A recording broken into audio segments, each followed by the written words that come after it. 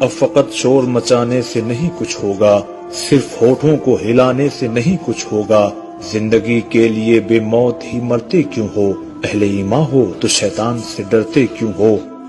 سارے غم سارے گلے شکوے بھلا کے اٹھو، دشمنی جو بھی ہے آپس میں بھلا کے اٹھو۔ اب اگر ایک نہ ہو پائے تو مٹ جاؤ گے، خشک پتوں کی طرح تم بھی بکھر جاؤ گے۔ خود کو پہچانو کہ تم لوگ وفا والے ہو، مصطفیٰ والے ہو، مومن ہو، خدا والے ہو۔ کفر دم توڑ دے ٹوٹی ہوئی شمشیر کے ساتھ، تم نکل آؤ اگر نعرے تکبیر کے ساتھ۔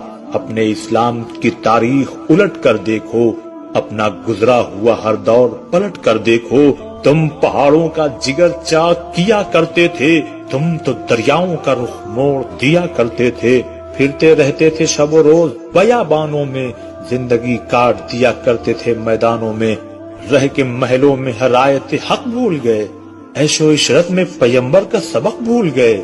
ٹھنڈے کمرے حسین محلوں سے نکل کر آؤ، پھر سے تپتے ہوئے صحراؤں میں چل کر آؤ۔